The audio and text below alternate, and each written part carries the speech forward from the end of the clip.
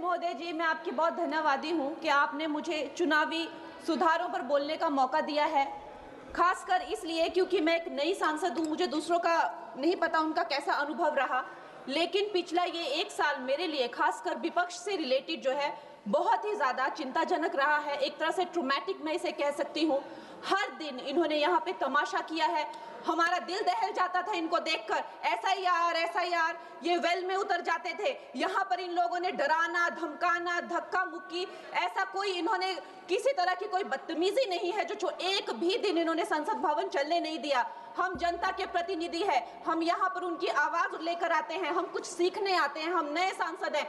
इन्होंने संसद अगर पिछले 2-3 दिन को छोड़ा जाए तो साल पर शायद ही थोड़ा चलने दिया है। एसआईआर कर करके इन्होंने यहाँ पे तमाशे किए, लेकिन अब जब इनको बोलने की बारी आई एसआईआर पे, तो अध्यक्ष महोदय जी, हम देख रहे हैं कि कल leader of opposition Rahul Gandhi ji ने, मुझे लगा क्या खुलासा होगा, हम भी बड़े उत्सुक थे। सारी साल हमने एक ही शब्द सुना है, अब ये क्या ग्रैंड रेवलेशन होगी। लेकिन राहुल गांधी जी जो लीडर ऑफ ऑपोजिशन है, उन्होंने कल जब कहा खादी है, खादी में धागे हैं, धागे में लोग हैं, लोगों के अंदर, उनको जब कहा गया कि आप पॉइंट की बात कीजिए, तो उन्होंने कहा कि मैं अपना फ्रेम कर रहा हूं, मैं अपना आर्ग्यूमेंट फ्रेम कर रहा हूं। और इतनी देर बाद जब वो फ्रेम करके पहुंचे तो ले देकर वो वापस उसी अंतर्राष्ट्रीय मूल की महिला, अध्यक्ष जी, मैं एक महिला होने के नाते आपसे रिक्वेस्ट करना चाहती हूं कि every woman is entitled to her dignity. वो अंतर्राष्ट्रीय मूल की है, विदेशी महिला है, लेकिन उन्होंने कितनी बार आकर उन्होंने सोशल मीडिया पे कहा है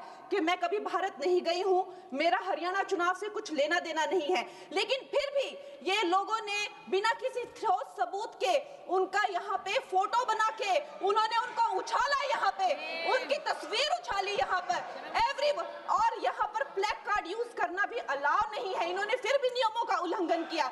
मैं चाहती हूँ सबसे पहले तो मैं इस सदन की तरफ से उन महिला से बहुत ही माफी मांगती हूँ कि इस सदन में बिना कि उनकी आजकल जो पर्सनैलिटी राइट्स का भी एक बहुत बड़ा क्राइम होता है, उसके उपरांत उनका फोटो यहाँ यूज किया गया। मुझे बहुत खेद है।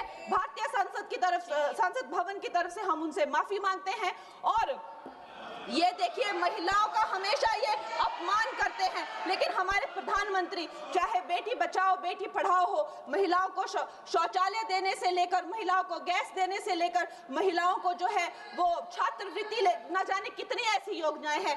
कांग्रेस वालों, शायद तुम लोग ये समझ नहीं पा रहे हो, ईवीएम्स हैक नहीं करते हैं प्रधानमंत्री लोगों के दिलों को हैक करते हैं। और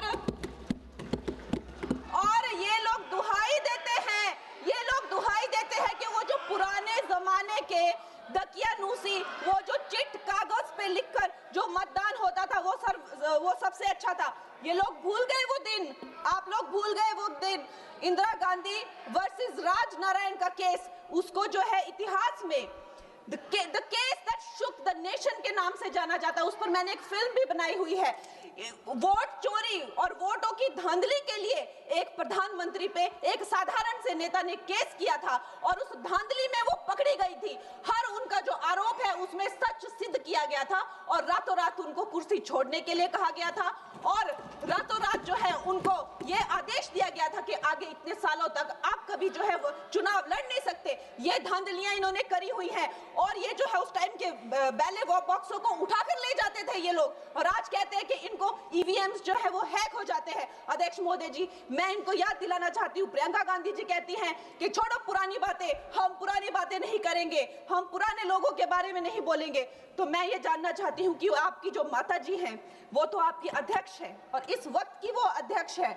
उनकी जो है, आप देखिए, जब उनकी नागरिकता नहीं थी, जब उनके पास 1983 में नागरिकता आई, उसके कितने साल पहले से वो वोट देती आ रही हैं। तो ये जो इनका जो परिवार है, एंटाइटलमेंट से जो ग्रस्त ये इनका परिवार है, ये प्रियंका गांधी जी को भी याद रखना चाहिए। चाहे आपका भूतकाल हो, चाहे आपका वर्तमान हो, आप सब लोग, चाहे ईवीएम हो या चाहे कागज पे लिखा हो, जब आप लोगों के चरित्र में जो है किसी तरह की मर्यादा नहीं है, आप लोगों ने कभी भी इस देश का, यहाँ की कानून व्यवस्था का, संविधान का कभी आप लोगों ने सम्मान नहीं किया हुआ है।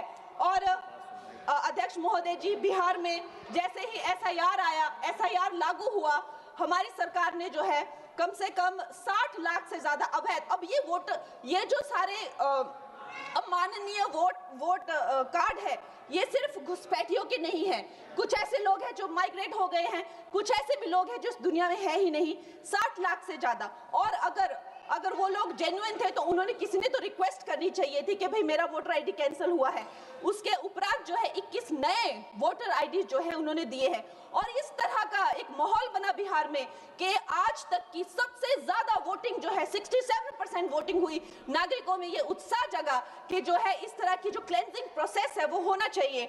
है कि धीरे धीरे हमारे जो नागरिक भी है उनमें जो वोटिंग फटीक है, बार बार उन्हें जागरूक करना, बार बार कई जगहों से जहां वो काम करते हैं वहां से उनको ट्रैवल करके अपने नेटिव प्लेसेस पे आना और बार बार मार्केटिंग करके, it is exhausting for the whole ecosystem. तो मैं ये प्रपोज करना चाहती हूँ कि वन नेशन वन इलेक्शन को लाया जाए और ये जो भी हमें जिस तरह की जो असुविधा होती है हर महीने 2 महीने में इलेक्शंस की, उससे जो है हम बच सकते हैं। जय हिंद।